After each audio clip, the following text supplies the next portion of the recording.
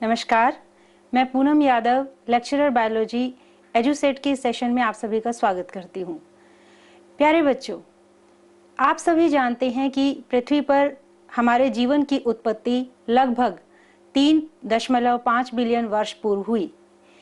सबसे पहले आने वाले जीव, जैसा कि हम सभी जानते हैं, सबसे साधारण यानी कि एक कोशिकीय जीव बैक्टीरिया थे। और आज इतनी बड़ी प्रकृति में जो फैला हुआ जीव जगत है, जो जीव मंडल है, उसमें हम कितनी विभिन्न प्रकार की प्रजातियों को देखते हैं। कहने का तात्पर्य है कि छोटे छोटे अणुओं और परमाणुओं ने जहां जीवन का रूप लिया, वहीं सभी ने मिलकर जीवन को एक नया आयाम दिया। तो आज का हमारा क्विज जीवन के अणु यानी बायोमोलिक्यूल्स से संबंधित है। आइए बायोमोलिक्यूल्स से संबंधित कुछ क्वेश्चंस पर प्रकाश डालने की कोशिश करते हैं। सबसे पहला प्रश्न है, the mineral elements required in large amount are called. The options are micronutrients, B macronutrients, C essential nutrients और D none of these। ऐसे मिनरल एलिमेंट्स जिनकी हमारे शरीर को अधिक मात्रा में आवश्यकता होती है, उन मिनरल्स को क्या कहा जाता है?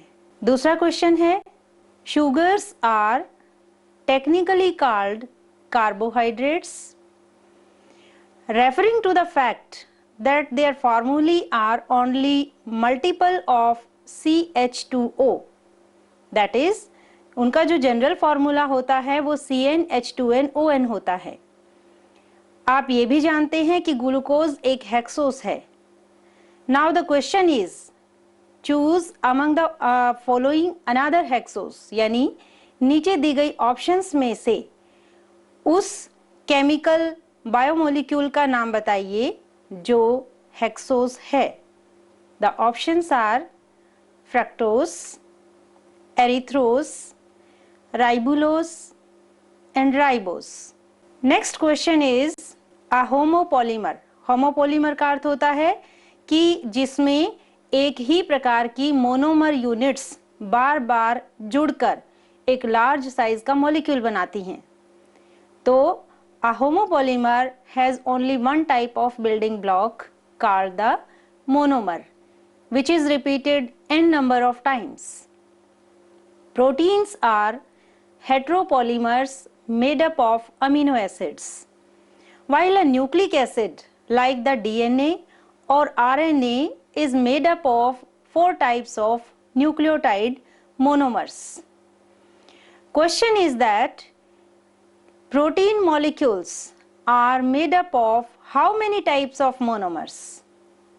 ये तो आप सभी जानते हैं कि प्रोटीन्स को बनाने के लिए जिन बिल्डिंग ब्लॉक्स की जरूरत होती है, they are amino acids. So how many types of amino acids, that is monomers, are used to make the structure of a protein molecule? The options are A 20 types of monomers, B 40 types of monomers, C 30 types of monomers and D only one type of monomer. Next question is, a picture is given to you and this picture is showing the formula of a chemical compound, a biomolecule present in the living organisms and mainly in case of animals. The picture shown above depicts the structure of, the options are chitin, heparin, homopolysaccharide or heteropolysaccharide. Next question is, Glycogen is a homopolymer made up of, glycogen किस monomer unit से मिलकर बना होता है? The options are glucose units, B galactose units, C ribose units and D amino acids. Next question is oxygen carrying pigment in the blood is, हमारे रक्त में oxygen को ले जाने वाली और कार्बन डाइऑक्साइड को लाने वाली पिगमेंट जो कि एक प्रोटीन मॉलिक्यूल है, उसका क्या नाम है?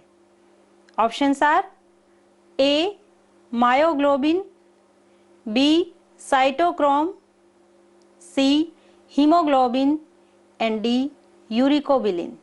Next question is which is the most complex structure of protein molecule in the picture.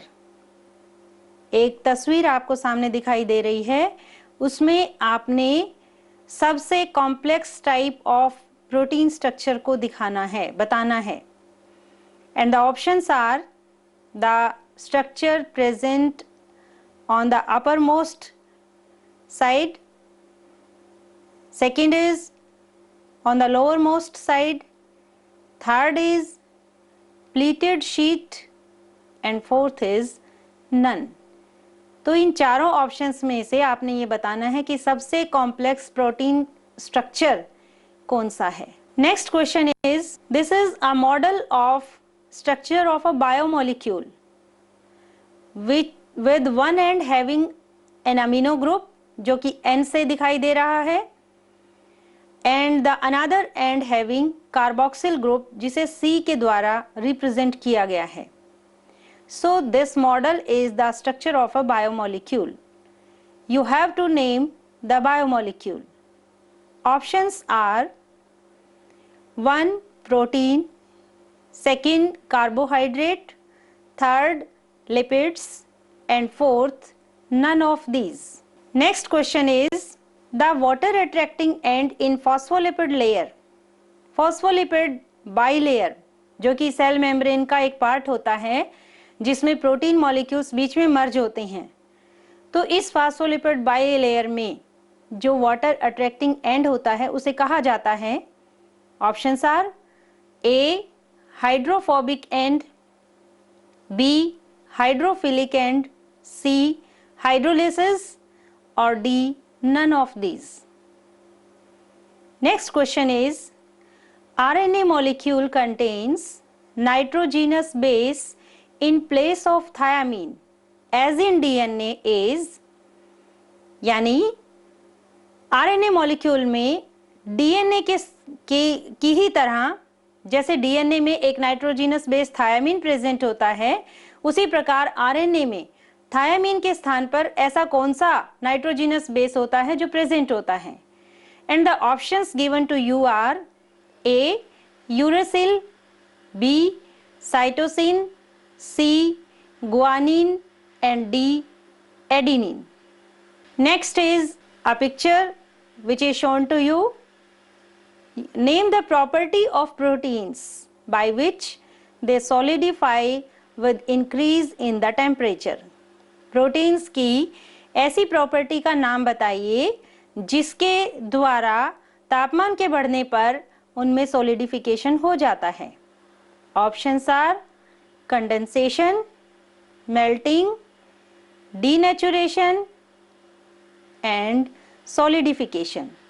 Next question, structure of a DNA molecule has been given to you and they are represented by different colors, that is yellow color represents the nitrogenous bases, red color is representing the sugar molecules, and with the sugar molecule the phosphate group is also attached.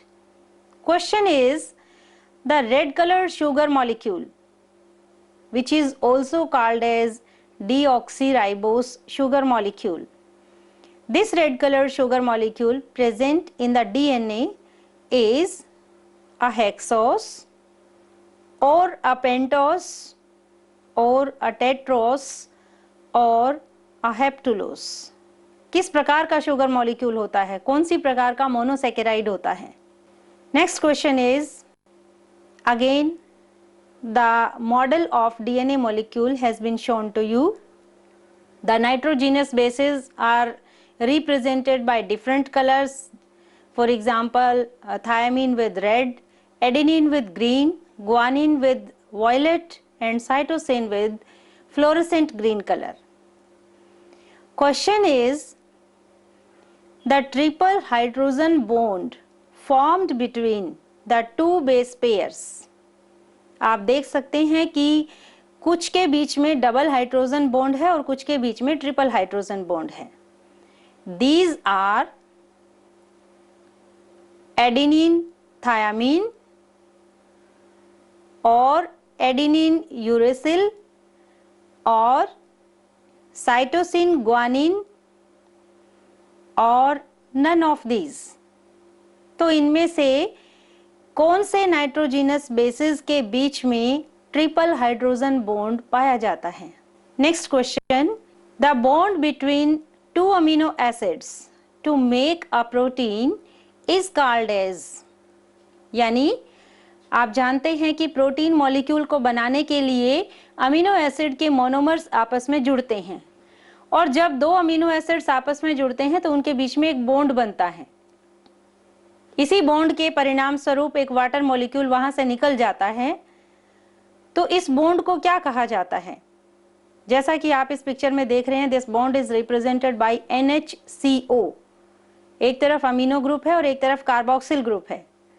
So this bond between the two amino acids is called as, options are hydrogen bond, disulphide bond, peptide bond और glycosidic bond.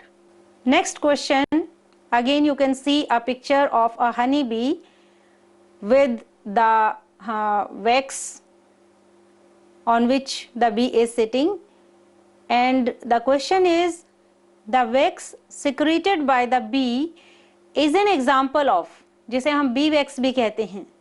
तो ये किसका example है? Options are proteins, carbohydrates, lipids और steroids. इन सभी में से किसका उदाहरण है? Next question, a phospholipid bilayer has been shown to you. जैसा कि सबसे ज्यादा मोस्ट एक्सेप्टेड मॉडल जो कि सिंगर निकोलसन का था, जिसे हम फ्लूइड मोज़ेक मॉडल के नाम से भी जानते हैं, तो उसी प्रकार के मॉडल को आपके सामने दिखाया गया है, जिसमें कि आप फॉस्फोलिपिड बाइलेयर को नीचे और ज्यादा डिटेल में देख सकते हैं. Now the question is, the cell membrane consists of a bilayer of. किसकी बाइलेयर होती है सेल मेम्ब्रेन में? Options are proteins, carbohydrates, phospholipids और ट्रू लिपिड्स. नेक्स्ट क्वेश्चन, आप एक प्रोसेस को कैरी ऑन होता हुआ देख सकते हैं. डीएनए की मॉलिक्यूल पर नए मॉलिक्यूल की फॉर्मेशन को दिखाया गया है, and the question is, you have to name the process which is shown in the picture. Options are, it is the synthesis of DNA from DNA, और it is the synthesis of RNA from DNA, और it is the fragmentation of DNA और none of these. इस प्रकार हमने biomolecule से संबंधित कुछ प्रश्नों के बारे में जाना, और मुझे उम्मीद है कि जब बायोमोलिक्यूल्स का लेसन आपने पढ़ा होगा तो उसमें सारी डिटेल्स आपने पढ़ ली होंगी और आप आसानी से इन सभी क्वेश्चंस का आंसर दे पाएंगे. इसी के साथ जुड़ा हुआ हमारा दूसरा क्विज है, which is based on digestion. प्यारे बच्चों, जैसा कि आप सभी जानते हैं कि ह्यूमन बींग्स या एनिमल्स जैसे कहें कि सभी एनिमल्स में अपनी लाइफ प्रोसेसेस को चलाने के लिए विभिन्न प्रकार की प्रक्रियाओं, फिजियोलॉजिकल फंक्शनिंग का होना बहुत ज़रूरी होता है. और ये सभी फंक्शनिंग, ये सभी फिजियोलॉजिकल प्रोसेसेस तभी कैरी ऑन हो पाती हैं जब डाइजेशन का काम सुचारू रूप से चल रहा है. तो आज का हमारा क्विज इसी से संबंधित है। डाइजेशन क्या है, इसकी प्रोसेसेस में क्या क्या होता है। आप जैसे अपने लेक्चर में पहले ही पढ़ चुके हैं कि ह्यूमन बींग्स में मेनली जो डाइजेशन का प्रोसेस होता है उसके लिए एक अलग सिस्टम बना हुआ है, ऑर्गन सिस्टम है, जिसे हम डाइजेस्टिव सिस्टम के नाम से जानते हैं, जिसमें एलिमेंट्री कैनाल और डाइजेस्टिव ग्लैंड्स दोनों ही आती हैं। और माउथ से लेकर एनस तक एलिमेंट्री कैनाल प्रेजेंट होती है और उसी के साथ साथ बीच बीच में डाइजेस्टिव ग्लैंड्स होती हैं, जिनके जूसेस सिक्रीट होकर डाइजेशन की प्रक्रिया में हेल्प करते हैं। तो आइए जानते हैं डाइजेशन से संबंधित कुछ questions. First question is, a picture is shown to you, the small pear shaped green colored structure present below the liver। Liver जो कि एक डाइजेस्टिव ग्लैंड है, उसके नीचे small pear shaped green colour का एक स्ट्रक्चर प्रेजेंट है। What is the name of this structure? इस स्ट्रक्चर का आपने नाम बताना है और आपके लिए ऑप्शंस दी गई हैं। पहली ऑप्शन है पेनक्रियाज, दूसरी ऑप्शन है ड्यूडिनम, तीसरी गॉल ब्लैडर और चौथा स्प्लीन। तो इन चारों में से ग्रीन कलर्ड स्ट्रक्चर का क्या नाम है? Next question is, where does the food passes through between the mouth and stomach? जब मुंह से भोजन आगे चला जाता है और स्टमक में अभी नहीं पहुंचता है, तो उस समय भोजन कहाँ रहता है? यानी एलिमेंट्री कैनाल का वो कौन सा पार्ट है जो माउथ और स्टमक के बीच में प्रेजेंट है? ऑप्शंस आर, फर्स्ट गलेट, या इसे हम इसोफेगस भी कह सकते हैं, second rectum, third the small intestine and fourth the large intestine. Next question is, the mouth is adapted to take in the food from the external environment and to begin preparing it for। हमारा जो mouth है, जो एक digestive system का ही एक part है, alimentary canal का एक पार्ट है, दिस इज अडेप्टेड, यानी इसकी जो स्ट्रक्चर होती है वो इस प्रकार से बनी हुई होती है, जैसे लिप्स का होना, जैसे टीथ का होना, जैसे वेस्टिब्यूल का होना। तो इस प्रकार से बनी हुई होती है कि ये बाहरी एनवायरनमेंट से जब फूड को अंदर लिया जाता है तो उसको इजीली ले पाने में सक्षम होता है। और जब मुंह के अंदर भोजन चला जाता है तो उसके बाद क्या प्रक्रिया होती है? Options are, absorption, second secretion, third reabsorption and fourth digestion. Next question is, What is the function of the soft palate? Palate दो प्रकार की होती हैं, एक सॉफ्ट पैलेट और एक हार्ड पैलेट। सॉफ्ट पैलेट पीछे की तरफ प्रेजेंट होती है और हार्ड पैलेट आगे की तरफ प्रेजेंट होती है, जहां की कुछ प्रोजेक्शंस होती हैं जिन्हें रूगी कहते हैं। तो what is the function of soft palate? आपको ऑप्शंस दी गई हैं। These are, A, to keep opening to nasal cavity open all the times, यानी इसका काम है नेजल कैविटी को पूरे समय खुला रखना। B, to keep opening to nasal cavity open during swallowing। C, to keep opening to nasal cavity closed during swallowing। And D, to keep opening to nasal cavity closed at all the times. इन चारों में से soft palate का क्या function होता है, यानी ये क्या कार्य करती है? Next question is, our throat divides into two separate tubes, the windpipe and the gullet, that is the food pipe. What prevents the food from entering the windpipe? कौन सा ऐसा स्ट्रक्चर है body part का जो food को wind pipe में जाने से रोकता है? First option is uvula, second tongue, third trachea and fourth the epiglottis. The parts of the small intestine you can start with the part closest to stomach. यानी stomach के बाद से अगर क्रम बनाया जाए तो parts of small intestine are A. duodenum, jejunum, ileum. B. duodenum, ileum, jejunum. C. ileum, jejunum and duodenum. Or D. ileum, duodenum and jejunum. This picture shows a type of digestive gland which aids or helps in the digestion of food when the food is present in the mouth by secreting the digestive juice called saliva. We have 3 pairs of such kind of glands. जैसा कि आप देख रहे हैं, ये केवल आप इसकी एक साइड देख पा रहे हैं. 3 ग्लैंड्स फेस के दूसरी तरफ होती हैं और तीनों के नाम दिए हुए हैं, sublingual, submandibular and parotid glands. Now question is, how does digested food finally reaches the bloodstream.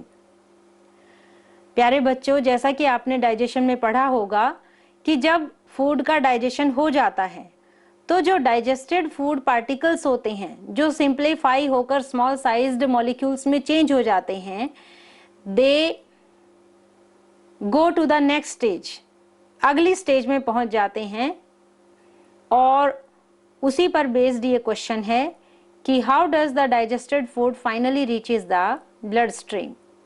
Options are, first, it passes through the gullet into the blood. Second, it is absorbed into blood through the blood vessels. Third, it is absorbed into blood through the walls of lungs. Or it passes from the small intestine and then absorbed into the blood.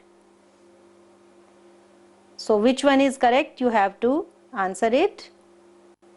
Next question, the largest digestive gland or largest gland of your body has been shown. It is liver.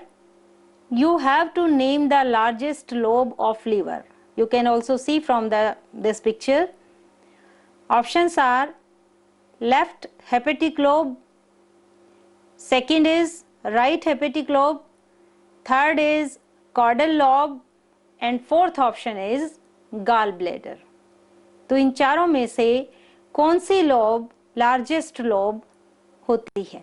In this picture also you can see a detailed structure of liver showing the blood supply to the liver as well as to the gallbladder. And different types of veins, portal veins are also being shown. Different lobes are also labeled. Now question is, which of the following does not manufacture the digestive juices? नीचे जो 4 organs के नाम दिए हैं, इनमें से वो कौन सा ऑर्गन है जो डाइजेस्टिव जूस मैन्युफैक्चर नहीं करता, प्रोड्यूस नहीं करता. Options are, first liver, second kidney, third stomach and fourth pancreas. Next question is, solid wastes leave the body through the rectum and anus. Liquid wastes leave the body after passing through the, and options are again given to you. Question को आप समझ गए होंगे कि हमारे body से solid wastes का जो रिमूवल होता है वो डिफेसिएशन के प्रोसेस के द्वारा होता है जो कि एनस के द्वारा बाहर आते हैं. उसी प्रकार से लिक्विड वेस्ट कौन से बॉडी पार्ट से बाहर आते हैं. Options are small intestine and large intestine and bowel, blood vessels and lungs, and the last option is kidneys and bladder. Next question is, where does the partly digested food which is in liquid form, it goes after it leaves the stomach. Stomach में digestion की process के complete होने के बाद which is the next part of the alimentary canal where the food reaches? Options are gullet, second is appendix, third is the small intestine, and fourth one is the large intestine. Next question is, what are the names of three salivary glands? हमारे mouth में जो 3 pairs of salivary glands present होते हैं उनके क्या नाम हैं?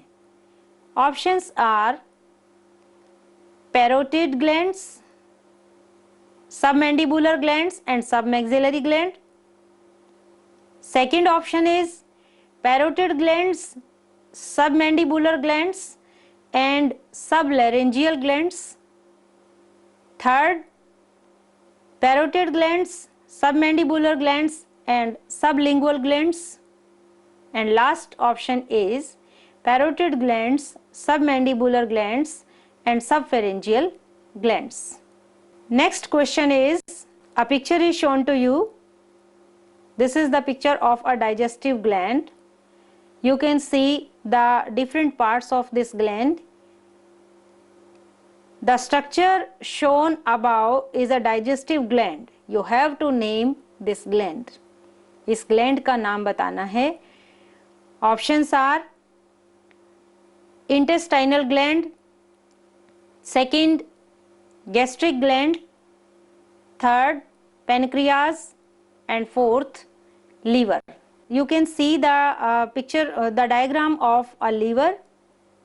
In this picture you can see the stomach and below the stomach a digestive gland which is heterocrine in nature, that is pancreas is present.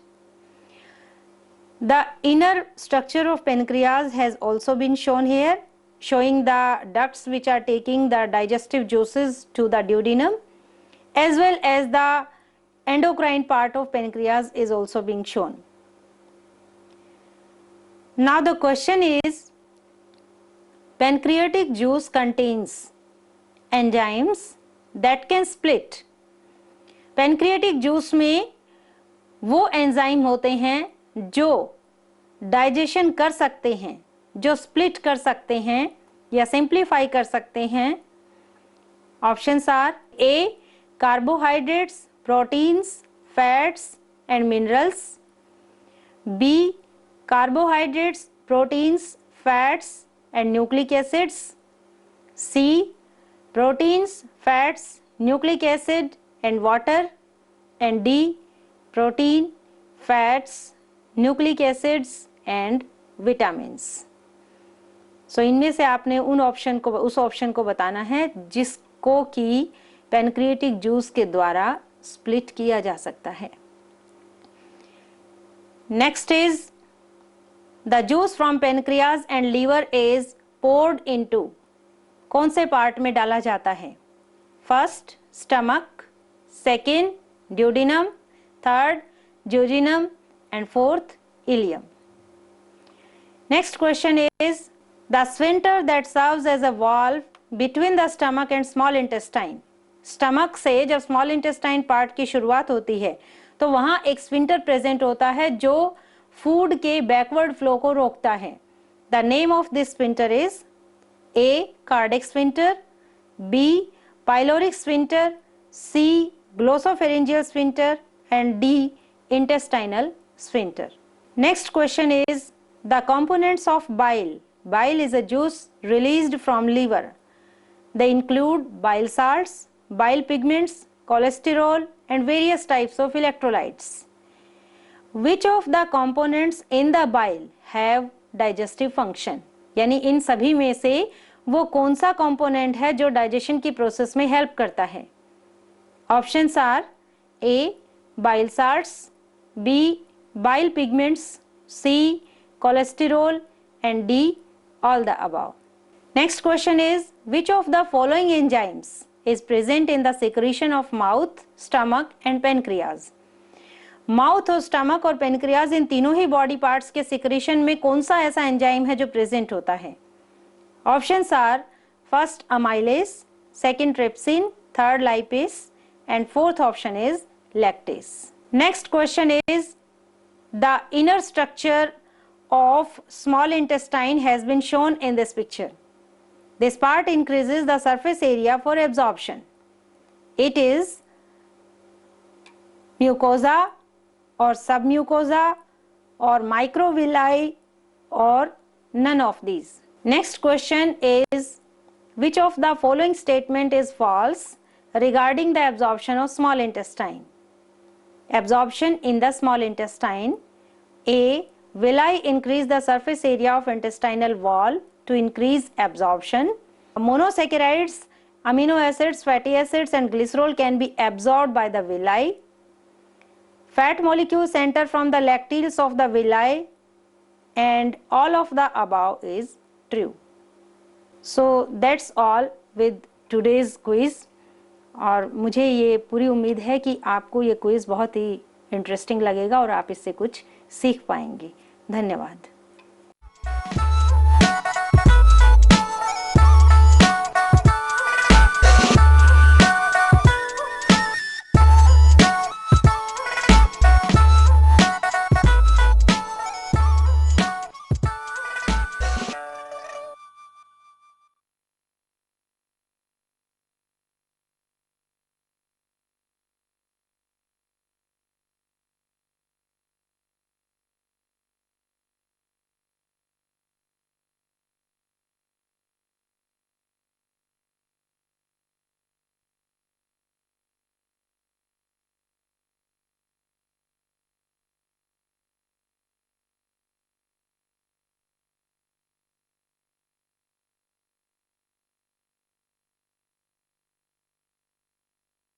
In the bile have digestive function, यानी इन सभी में से वो कौन सा component है जो digestion की प्रोसेस में हेल्प करता है? Options are A bile salts, B bile pigments, C cholesterol and D all the above. Next question is, which of the following enzymes is present in the secretion of mouth, stomach and pancreas? Mouth और stomach और pancreas इन तीनों ही body parts के secretion में कौन सा ऐसा enzyme है जो प्रेजेंट होता है?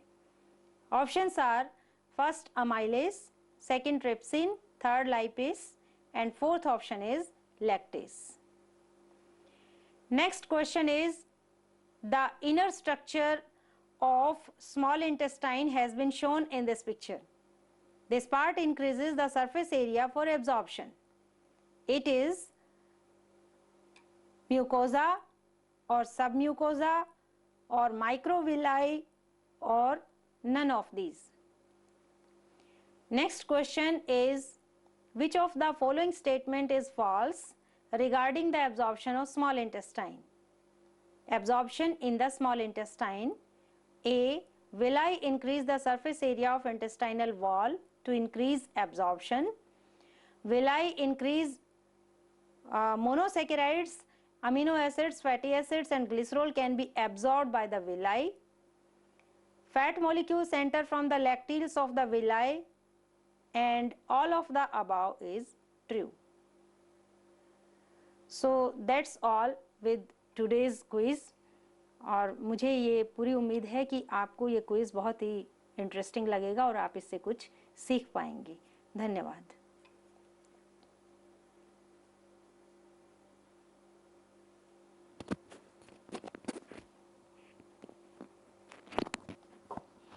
कितनी मिनट का हुआ सर?